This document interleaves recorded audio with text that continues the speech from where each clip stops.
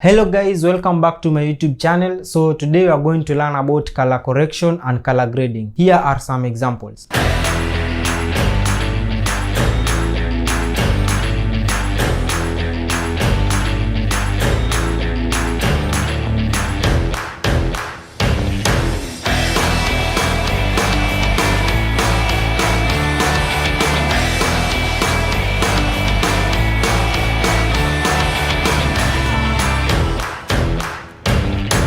So the first thing you need to know is the reason for color grading. There are many reasons why you should color grade your footage. So like the main reason is to just make your colors pop and to give it a look that you had in mind when you're shooting the video. One thing you need to know is our cameras shoot in different bitrates. Bitrates is the color information that is in your footage. The reason why I'm sharing about bitrates is you need to know the limit of which you can stretch your footage. If you are shooting on an 8-bit camera, you need to shoot so that you don't stretch your footage so much so that it starts breaking. Another thing is about picture profile. So like I'm shooting on a Sony camera, I have Hsl Cine 4. So those are the picture profile that I get from my camera. Picture profile helps you to shoot on a flat base so that it is easy for you to color correct or color grade. My first tip on picture profile is you don't need to choose any profile picture if you don't have. The easy way to do it is to reduce contrast and saturation and even sharpness. So make sure you nail your exposure correctly because this is the first step of having a good picture in your video. The next thing is about LUTs. I know you've heard a lot about LUTs. So LUTs are these like filters that you put on your video so that it can have a certain look or style. Don't go crazy about LUTs because LUTs are just style on which you can just avoid or you can use your own creative LUTs. But the most popular LUTs that I know are clean white, teal and orange, and black and white. Teal and orange is mostly used in blockbuster movies and big cinema films, and clean white is usually used in like adverts or commercial. Clean white is that you make your whites to be whites, your black to be blacks, and your skin tone is usually at the right tone, so it doesn't have a lot of exaggeration in it. It's just a clean white. Anyone can just view it and they won't notice like this footage had a lot or something like that. Enough of theory, let's go to the computer and do some practicals. So as you can see, the video is correctly exposed. There is no over clipping of any part. So my first step is usually to do white balance. Like I usually come and pick a place where it's relatively white. Then I'll look at my lumetric scope. Like the highlights are over clipping, they are above 100, they should not be touching the 100 mark. So instead of reducing exposure, I usually do the highlights. So I'll reduce them to where I like them. I think there is okay. And also the blacks need to be stretched out a little bit, but they should not touch the 0 mark. So my next thing is to add contrast to where I like it. So after I've added contrast, I'll come to my saturation and bump up my saturation. The thing that guides me on saturation is this scope here. Your saturation should not pass this line. So I like it here at let me put it 140. So let's see the before and after. Before, after, before, after. So I can notice some tint on the face, so I usually go back and fix the tint, maybe add some little warmth on it. Perfect. Some people may see that this one is okay, but for me I usually go an extra step to fix things that need to pop in the scene, like her cloth, the greens, maybe the lighting. But I won't touch the lighting since it will interfere with the skin tone.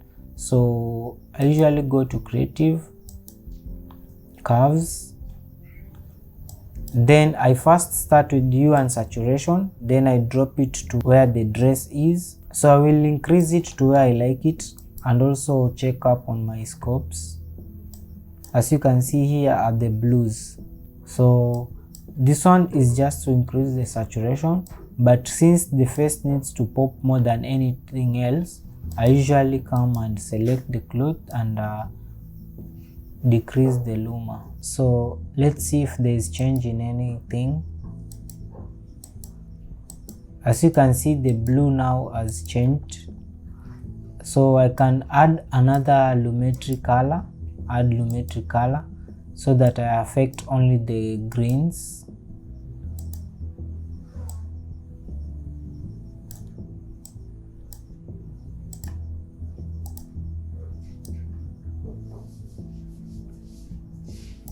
So let's see if there is any change. Yeah, if you look at the green, you'll see there is a change. So my image is now correct. I like how it looks. So this one is the before, then this one is the after. So another step is going to the Hsl Secondary. So here I usually treat my skin tones to where I like it, since the color might have affected our skin tone. So I want them to be as natural as possible. So select the skin. As you see, it has selected all the colors that are relative to the skin tone. So what I usually do is add some blur a little bit so that it flows correctly. Then add a little bit saturation in it. Then since it was a little bit warm, I'll reduce the temperature and also increase the highlight. So as you can see, I have changed the skin tone a little bit, so I can add some warmth in it so that it doesn't look like the lights. Yeah, they are perfect. So let's see before and after. So this is the before and this is the after. You can see the image looks more prettier. So I shot this one in HLG2. So the last shot is this drone footage. So this drone footage, what I want to do is separate the skies from the water. That's like the biggest thing now I want to do, since it's very flat. So I'll continue doing this basic correction.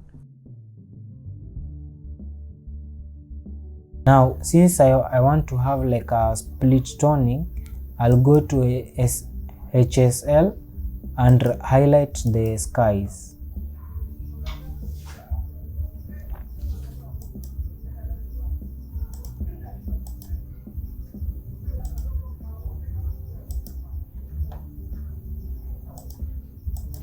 So let's see how it has affected our footage. Just look at the sky, you can see the blue popping up. So the next thing I can do is make the water to pop. So I'll just go to add lumetri effect and also select the water. So I can change the color of water and do anything I want, but since the water is a little bit aqua, I'll push it to a little bit aqua, the aqua side. Maybe add some green since it's a little bit greenish. So let us see what I have affected. As you can see, the water has now popped. The good thing about HSL, it usually pops the colors you want to pop. Like you can see on the sky, the color still remains the same, but it only affects the color of water. So I usually use lumetric scopes since we have different monitors. Some are viewing on the laptop, some TV, others on the smartphones. So in order to get a consistent color, you use scopes. These scopes are somehow 80% true to all the devices, unlike just using your eyes. Another thing you need to know is your skin tone should be correct. Like, you should not have weird skin tone, even if that's your creative idea.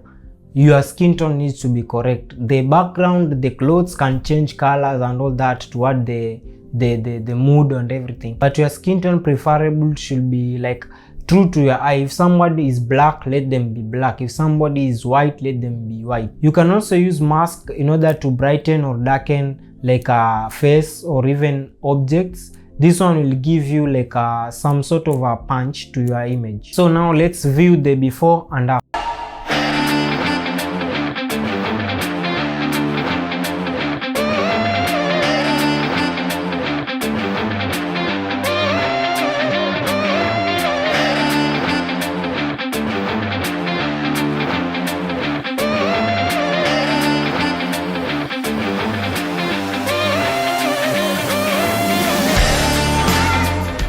Okay, so that's the end of the video. Make sure to like, comment and subscribe. Subscribe so that you will get more updates when I upload any video. And remember, make it happen.